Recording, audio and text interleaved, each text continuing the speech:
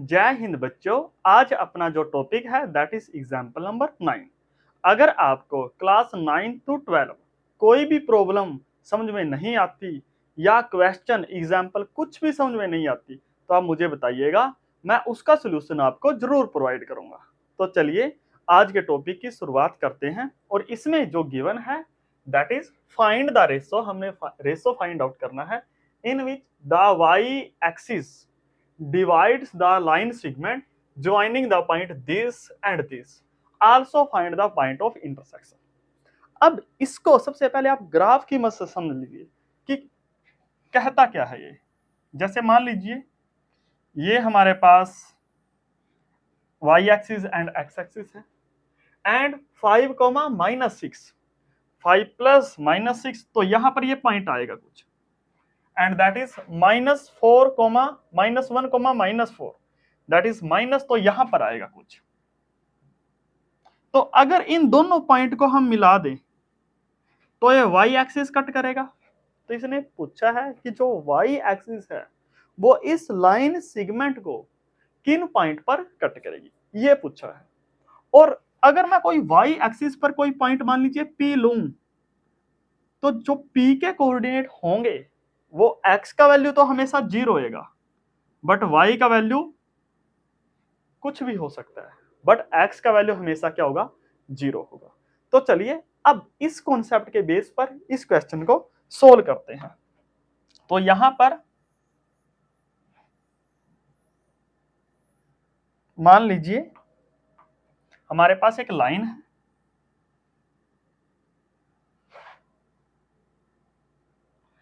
And that is, और मान लीजिए जो ये पॉइंट ये है दैट इज ए, ये पॉइंट ए है and the coordinate of A that is 5 comma -6 and that of B, this point is B, और मान लीजिए -1 कोमा 4 ये है। और मान लीजिए ये पॉइंट है जो y एक्सिस पर है जो इसको कट करता है and coordinate of p, x का वैल्यू तो 0 आएगा लेकिन y का वैल्यू समथिंग होगा and call this point is y। अब हमने क्या फाइंड आउट करना है, फाइंड द रेशो। हमने वैल्यू फाइंड आउट करनी है m1 और m2 की in which the y axis divide the line segment joining the point this and this. अब देखिए यहां पर जो गिवन है वो x का वैल्यू गिवन है दैट इज 0।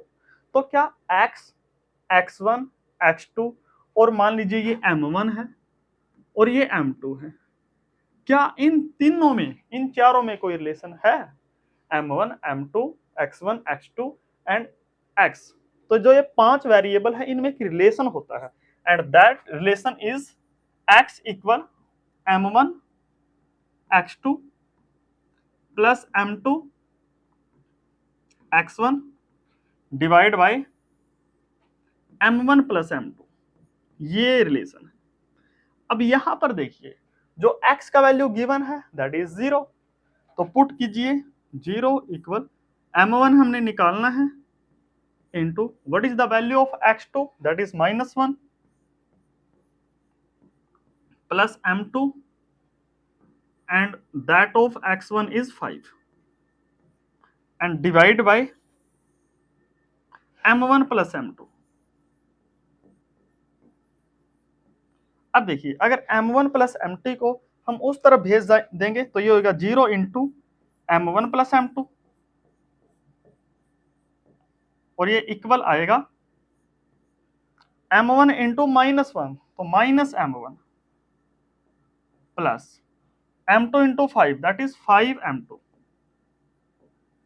अब देखिए 0 into m1 plus m2 that is 0 equal आएगा -m1 प्लस 5m2। अब आप m1 को लेफ्ट हैंड साइड ले आइए तो यह आएगा m1 इक्वल 5m2 और फिर आप m2 को इस तरफ ले आइए तो यह आएगा m1 बाय m2 इक्वल आएगा 5 और 5 के डिवाइड में हम 1 ले सकते हैं। तो यहां से जो हमने निकालना है वो रेशो निकालना है, मींस जो m1 आया वो कितना आया, वो 5 आया। यहां से जो m1 का value that is 5 and m2 का वैल्यू कितना आया, वो 1 आया। तो this is a answer of first part, this is 5 and that is 1, ये आया। अब नेक्स्ट देखिए, also find the point of intersection, means हमने y का वैल्यू भी फाइंड आउट करना है। तो y का वैल्यू है then y equal m1 y2 plus m2 y1 divide by m1 plus m2, ये आएगा।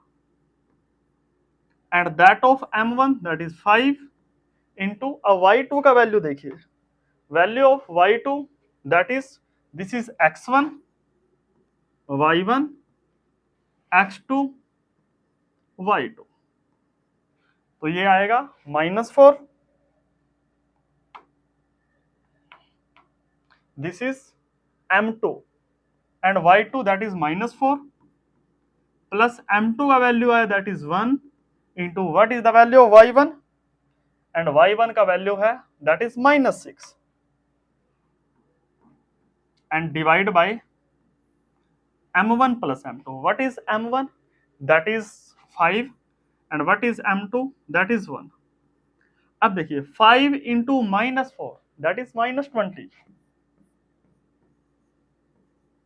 1 इंटू -6 -6, 5 प्लस 1 दैट इज 6, और ये आया -26 बाय 6, और 26 का जो हाफ होता है वो होता है 13, और जो 3 का हाफ होता है वो होता है 6 का हाफ होता है वो है 3, तो ये आएगा -13/3 and this is the value of y।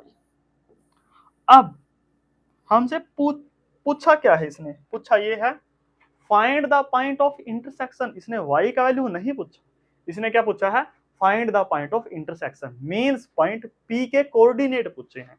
तो हमने क्या बोलना होगा, hence the point of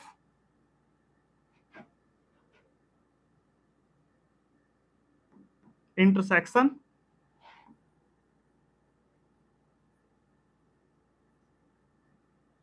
is, वो कितना है, x का वैल्यू 0 है और y का वैल्यू है -13/3।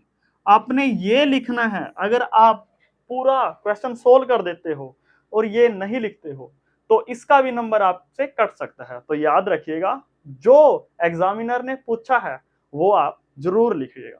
ओके, तो आज के लिए इतना ही, अगर कोई डाउट हो तो आप मुझे बताइएगा।